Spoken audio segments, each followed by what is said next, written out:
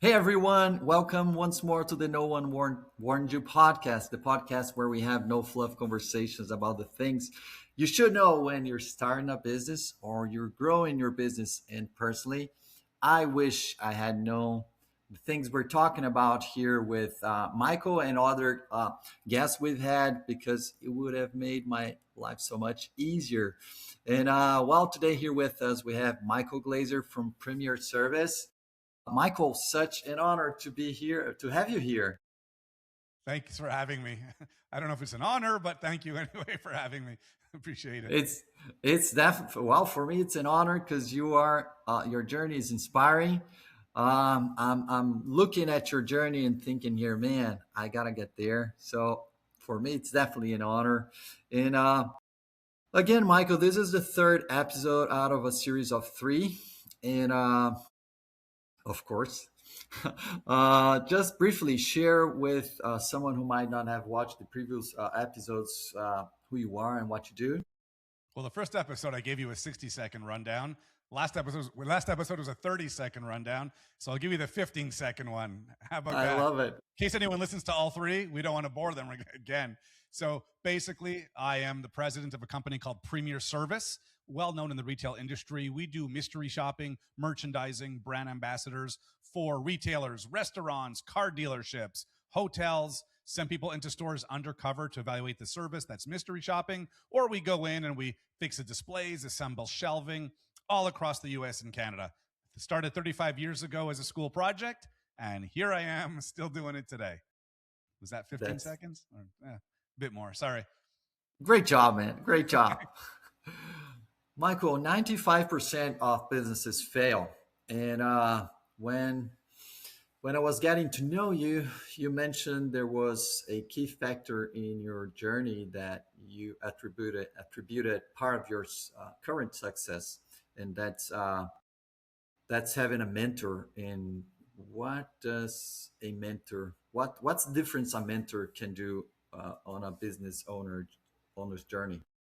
Well, I think most importantly, when you're starting a business, most people are not really taught about how to start a business, what it's like to run a business. Yes, you could take a couple courses, and this is a balance sheet, this is an income statement.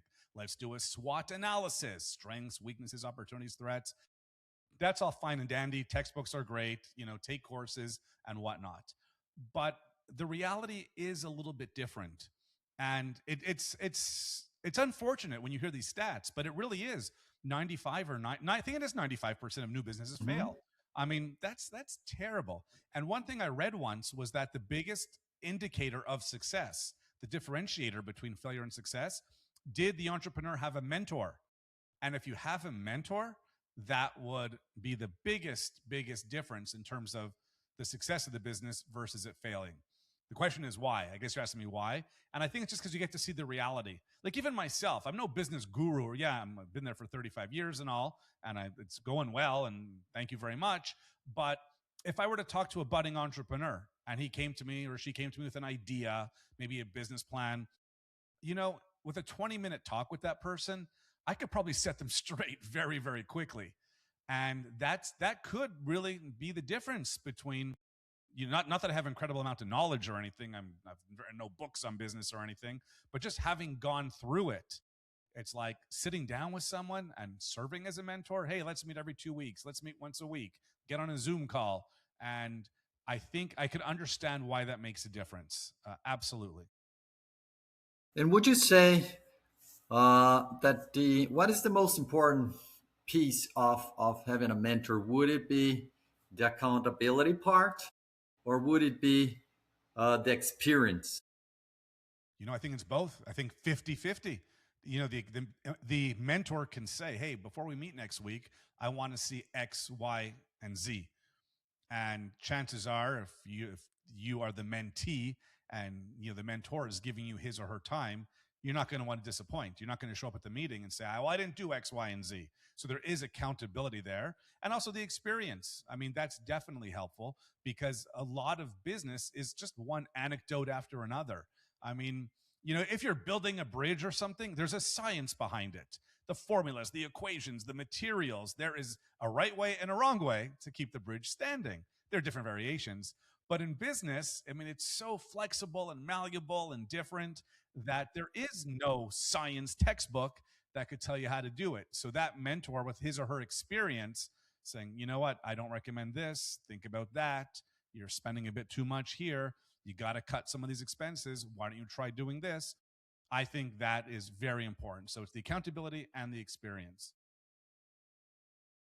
And the whole purpose of this podcast, like I said, is basically just sharing knowledge and information and insights that I wish I had when I first started. And I wasn't that lucky, or maybe I wasn't intentional. I didn't.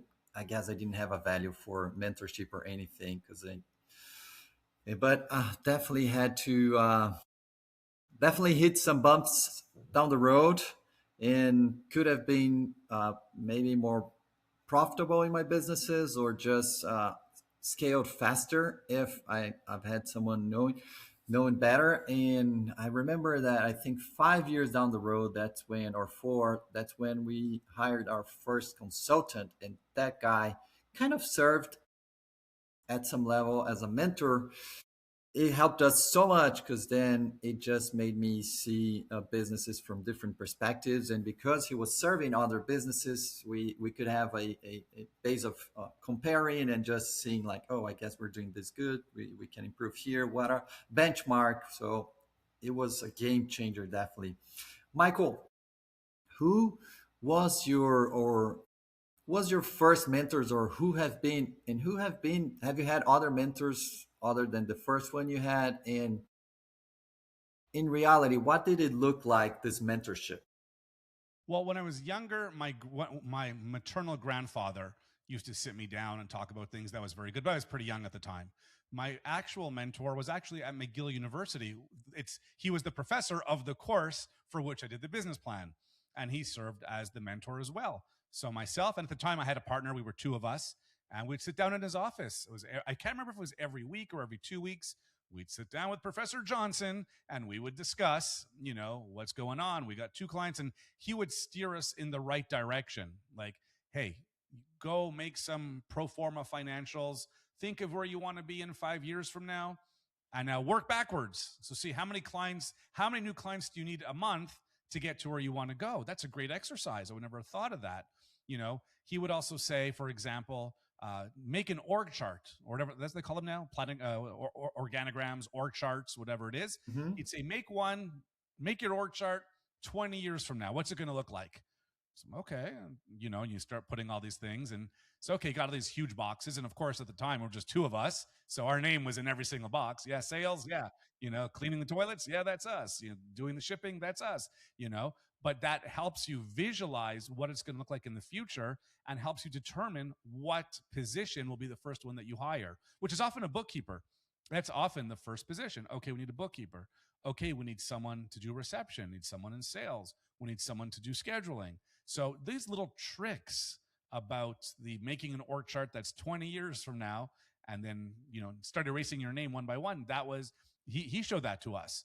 And little things along the way. He used to say the most important piece of equipment in your office is, believe it or not, a draft stamp. Because if you make a document for a client and you may not be perfect, you just stamp draft on it. No matter what you do, draft. And I still do that to this day. It's not a physical stamp, but I will put draft when I send something to a client. I don't think it's a draft, but at least if it sucks, you have an excuse. So little things like that, Professor Johnson told us about. And here we are 35 years later. And I attribute a lot of the success to his lessons.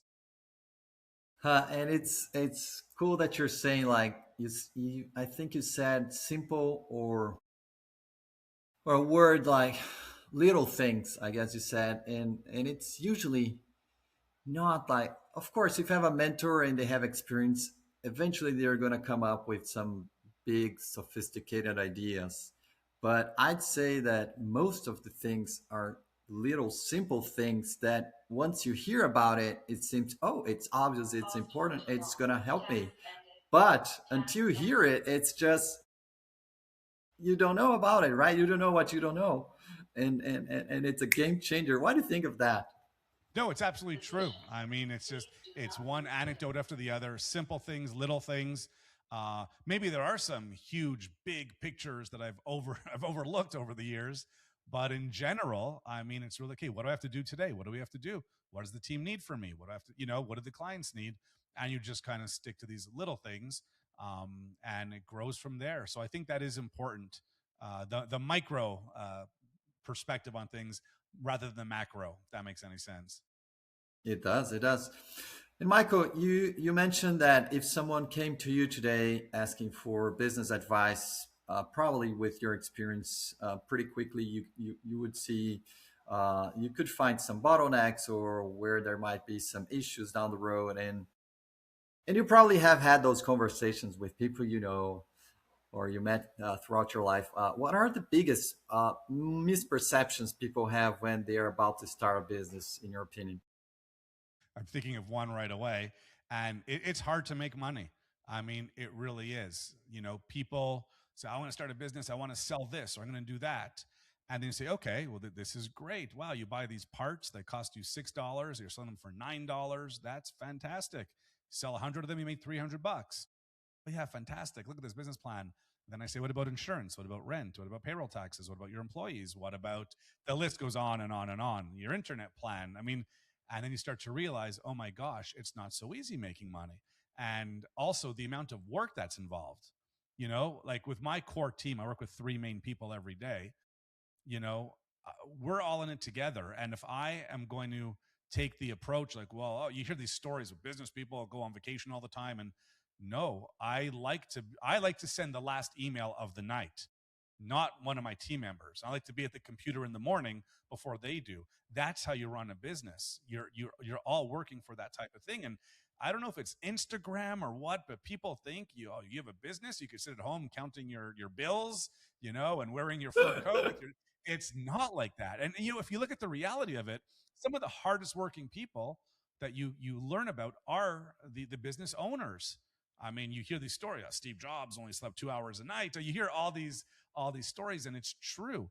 Don't expect to say I'm bored of my job at work. I'm going to start a business so I could take the sun all day. It's not like that. It's a grind. Now, maybe it's changed a little bit in the internet space. Go go on OnlyFans and hey, you're a millionaire, right? Like, but that's few and far between. But a real genuine business, whatever you're selling, whatever service you're offering, whether you're cleaning houses, whether you're selling cameras, whatever it is, it's a grind and it's work, and there's no one to fall back on. You can't not give something to the client and say, "Oh, I'll give it to my boss. I'll let him deal with it." No, because the buck stops with you. So I think that's the biggest takeaway. Maybe there are exceptions, and there very well might be, but for the most part, people I know who are entrepreneurs, these guys work like animals. So it's like I find that business ownership has been glamorized a little bit. That's everyone's goal to have a business, and Mhm. it's work, man. It's I've worked in companies before. I don't keep the hours I keep here at Premier Service. Not at 5 o'clock, it's done. Maybe check your emails at night. But as an entrepreneur, it's a grind, it's work. You're on 24/7, no matter how good the team is. There will be problems that land on your desk. And when sales do go a little bit flat during a month or a quarter, guess what? People still have to be paid. You can't tell your insurance company or your landlord or your internet service provider, sorry, could you give us a deal? Business? No, your expenses are still going through. So we don't want to entrepreneurship is great, wonderful, but we don't want to over glamorize Marco, you're opening so many eyes with this, and I love it. And yeah, if you see Alex Ormosi, man, the guy's brutal, and he don't need it. He doesn't need it, but he's working hours and hours, and that's just one example. But definitely with internet and technology, if you know how to use it, you can have maybe part of the heavy lifting, the heavy work just lifted, but there will be problems and a lot of issues, right? Absolutely. And it's true. Now things have changed with AI. So now people can start businesses a lot easier without worrying about having all these employees and the payroll and how do we make payroll? How do I meet payroll? I mean, if you're key workers are all, chat GPT and Claude agents or what have you, it changes the game a little bit. But I do think, back to the original question, but why do so many new businesses fail? It's because there's this get rich quick mentality. I see it. And I just kind of like, like I just kind of say, like, you don't know what this is about, man. Like, you're dealing with lawyers and accountants and landlords and government agencies and state. I don't want to discourage people. This is terrible. I'm not discouraging anyone from being an No, entrepreneur, no, no. but if you are going to do it, don't be the 95% that fail. Be the 5%. They're doing it realistically. You do your homework, you get your business plan done, you find a mentor, you look at all the costs honestly. And also, a lot of people who start businesses, they kind of mix up their people's investments. Like, oh, okay, we're starting a business. I got $20,000 from a parent, from a relative, from the bank. That's not revenue. Okay. So you see people get that first check. Hey, I got $100,000, and they go buy a sports car, or they buy a $400 Herman Miller chair for the office because, look, I just got $100,000. And it's like, buddy, it doesn't work that way. When you get that in profit or sales, it's one thing. Even then, do you want to spend it on a fancy car, or do you want to, build your business a little bit more? But all this to say, at the beginning, people see the money coming in from investors, and it's gone. It's gone. So that explains the 95% as well.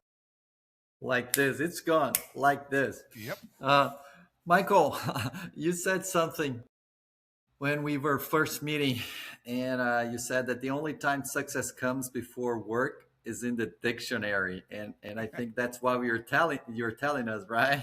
Yeah, it's fun. I was going to use that line somewhere, but you beat me to it. So yeah, it's true. It's true. And again, maybe my situation, there are other situations, get rich quick, it happens. But from what I have seen, honestly, that is true. You want to be successful, you have to work. It's and you see that. You know what else is another misconception about business? That, when you have a business expense, it's pre-tax, right? If you have $10,000 in profit and you buy $8,000 of equipment and whatnot, you get taxed on the remaining 2,000, what you were left with. And people have this misconception all the time when they start a business. They'll spend money. And even to this day, my family members will come to me and say, hey, you should buy this and this. You could write it off. You could write it off. You could write it off. And people just don't understand the way that works. If you are going to buy a $500 Herman Miller chair in your business, it's not free. The government's not giving you $500 for that. Yes, you save on the taxes because it's a legitimate office expense, but this total misunderstanding of what it means. Oh, you have a bill. You go buy a Corvette. You could write it off, Michael. I'm like, no, you're still spending the money. You're saving on some taxes. So that's another thing people don't get. It doesn't work like that. that's that's such a great advice, Michael, and definitely people don't see things like that. I love it. It's true. Michael, final question out of this time we've spent together. So, and for you watching or listening here, remember we've recorded 3 episodes with Michael, counting this one. And as we wrap this up, Michael, what's the truth about business that no one warned you about? It's a very good question. And I would say, I think the biggest thing, which I should have known from the beginning, is the responsibility that falls on your head. I mean, there are some months, the economy could be slow, business could be slow, it's after the holidays. You still got to make your payroll payments. That is on you. And yes, during government audits, that is on you. And if someone slips and falls in the course of business and there's a lawsuit or what have you, that's on you. Client is upset. So I think the biggest thing that I really didn't anticipate is that the buck stops there, period. In any company, in any organization, people can blame others. Oh, it's my boss's fault. Oh, it's so-and-so's fault. When you have a business, it doesn't exist. You can't go to a client and say, well, it's not my fault. It's my operations director that screwed up. No, you can't do that. So I think that's the answer. It's that you have to make decisions every day that you can't. There's no one to ask advice for. I mean, it's like, yeah, the buck stops there. People come to you. What should we do about this client who's not paying us? What should we do about this mystery shopper who said XYZ? And we can discuss as a team. I don't have any more knowledge than my team in front of me. If anything, I defer to them for a lot of operations.